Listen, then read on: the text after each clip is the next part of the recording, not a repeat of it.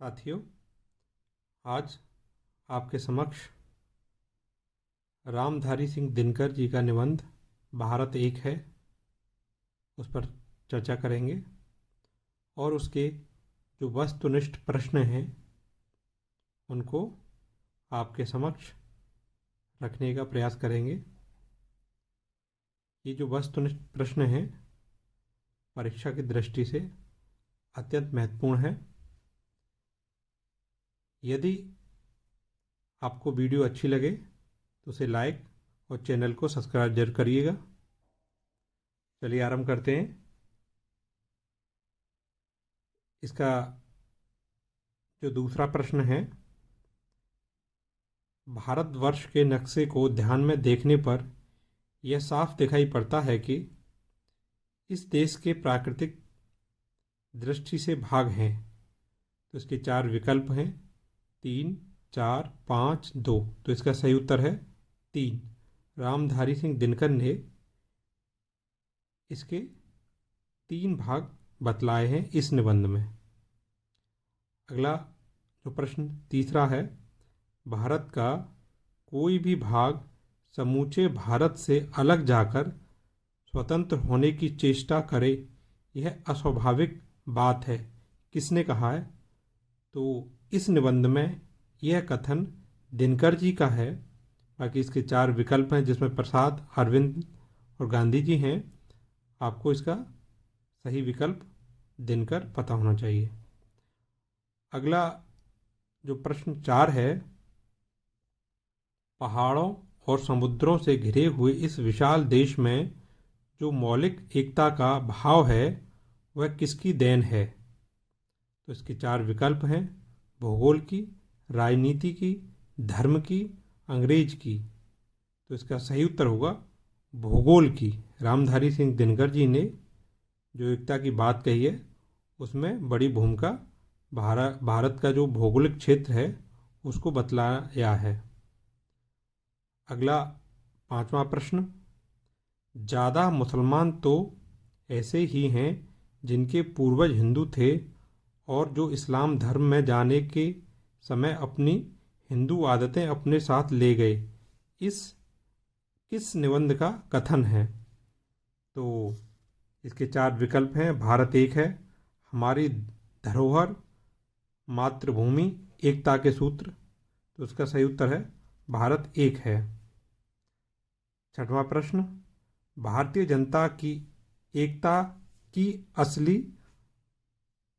आधार है। भारतीय जनता की एकता के असली आधार है, के असली आधार हैं। तो इसके 4 विकल्प हैं, भारतीय दर्शन और साहित्य, भारतीय दर्शन और राजनीति, भारतीय साहित्य और नदियाँ, अगला भारतीय खेल और साहित्य। तो इसका सही विकल्प है भारतीय दर्शन और साहित्य। 7वां प्रश्न, फारसी लिपि को छोड़ दें तो भारत की अन्य सभी लिपियों की वर्णमाला तो कैसी है? इसके भी 4 विकल्प हैं, एक ही है, एक नहीं है, अनेक हैं, सभी विकल्प गलत हैं। तो इसका सही उत्तर होगा एक ही है। 8वां प्रश्न, रामधारी सिंह दिनकर का जन्म कब हुआ? रामधारी सिंह दिनकर का जन्म कब हुआ? तो इसका 8वां प्रश्न आप देख सकते हैं, बाकी प्रश्नों को भी आप देख सकते हैं। तो इसका जो 8वां प्रश्न है उसका जो सही उत्तर होगा वो 3 सितंबर 1908 3 सितंबर 1908 में रामधारी सिंह दिनकर का जन्म हुआ।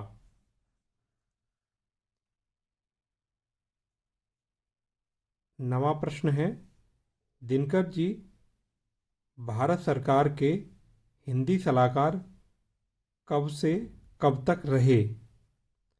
तो इसका सही उत्तर होगा 1965 से 1971 ईस्वी तक। अगला प्रश्न 10, संस्कृति के 4 अध्याय ग्रंथ कब प्रकाशित हुआ?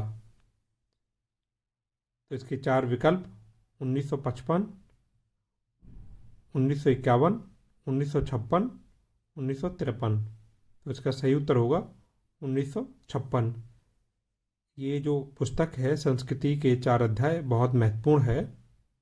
इस पुस्तक पर दिनकर जी को साहित्य अकादमी पुरस्कार प्राप्त हुआ था और इस पुस्तक की सबसे बड़ी विशेषता यह भी है कि इसकी भूमिका भारत के प्रधानमंत्री पंडित जवाहरलाल नेहरू जी ने लिखी थी।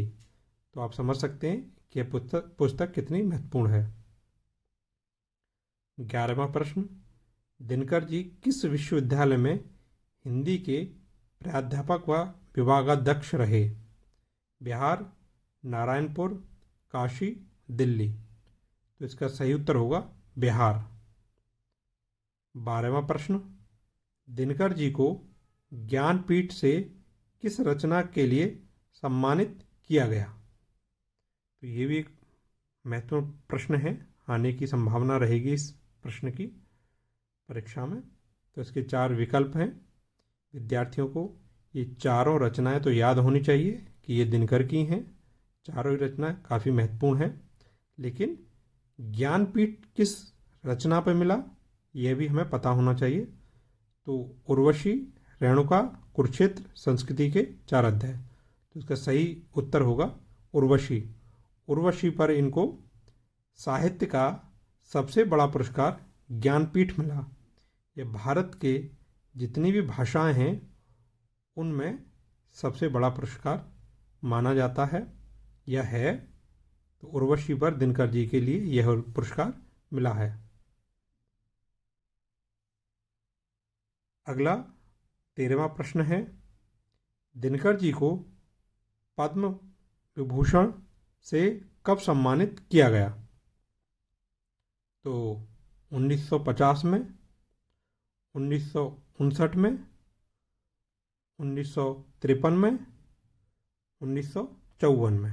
तो इसका सही विकल्प होगा, तो इसका सही उत्तर होगा 1959। 1959 को दिनकर जी के लिए पद्म विभूषण से सम्मानित किया गया। अगला 14वां प्रश्न है, संस्कृति के 4 अध्याय के लिए उन्हें कहाँ से सम्मान मिला? तो इसके 4 विकल्प हैं। तो इसका सही उत्तर होगा साहित्य अकादमी। साहित्य अकादमी से इस पुस्तक के लिए सम्मानित किया गया। यह इस पुस्तक के माध्यम से दिनकर जी के लिए साहित्य अकादमी पुरस्कार मिला। 15वां प्रश्न है, इनमें से कौन सी कृति दिनकर जी की नहीं है? जब भी ये नहीं शब्द आए तो उसको अधिक ध्यान देने की आवश्यकता है, क्योंकि जल्दी में सही क्वेश्चन भी हमसे गलत हो जाता है। क्योंकि इनकी 4 रचना इसमें दे रखी हैं, हुंकार, रसवंती, साकेत और रेणुका। तो इसका हुंकार, रसवंती और रेणुका ये 3 रचनाएं दिनकर जी की हैं। साकेत मैथिली शरणगुप्त का महाकाव्य, जिसमें उर्मिला के विरह का वर्णन किया गया है। साकेत मैथिली शरणगुप्त का महाकाव्य है। अगला 16वां प्रश्न,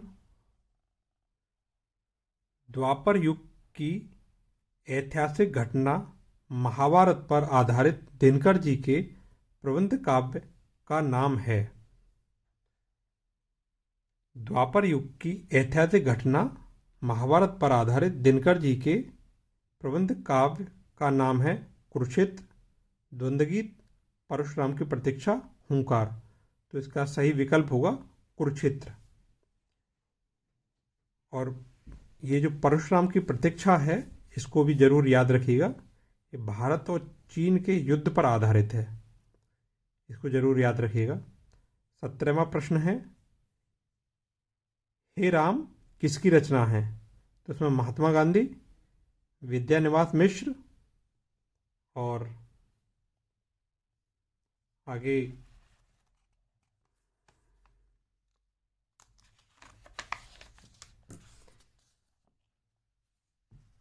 रामधारी सिंह दिनकर और विनोबा भावे। तो इसका सही उत्तर होगा रामधारी सिंह दिनकर।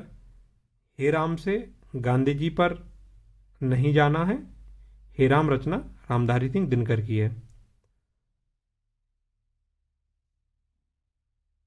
अगला प्रश्न है 18वां, धर्म, नैतिकता और विज्ञान किस सन की रचना है? ये दिनकर की रचना है। तो इसका सही विकल्प होगा 1969। ये 1969 की रचना, 1969 में यह प्रकाशित हुई है। वस्तुनिष्ठ प्रश्नों के साथ साथ दिनकर जी की जो महत्वपूर्ण रचना है उनको भी एक बार देख लेते हैं। तो इनमें जो काव्यकृतियाँ हैं, पहले काव्यकृतियाँ हैं जिनमें रेणुका, हुंकार, रसवंती, द्वंद्व गीत, कुरुक्षेत्र जो महत्वपूर्ण है, मैं उन्हीं पर बात करूँगा। इसके बाद महत्वपूर्ण रचना है रश्मि रथी, कर्ण के जीवन पर आधारित है। इसके बाद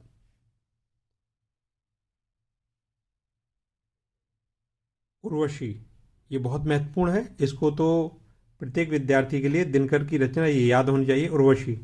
और आगे परशुराम की प्रतीक्षा, यह भी महत्वपूर्ण रचना है, यह भी याद होनी चाहिए।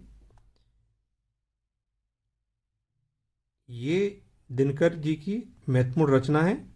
इसके बाद अगर हम गद्य पर जाएंगे उनके पर, तो गद्य में इनका अर्धनारीश्वर ये महत्वपूर्ण निबंध है। रेती के फूल, हमारी सांस्कृतिक एकता, भारत की सांस्कृतिक कहानी, संस्कृति के 4 अध्याय, ये संस्कृति के 4 अध्याय तो अत्यधिक महत्वपूर्ण रचना है। उजली आग, यह भी। इसके बाद पंत प्रसाद और मैथिली शरण गुप्त, यह भी इनका एक निबंध है। वट पीपल, ये भी महत्वपूर्ण रचना है इनकी। इसके साथ मेरी यात्राएं, दिनकर की डायरी, यह भी इनकी महत्वपूर्ण रचनाओं में से एक हैं।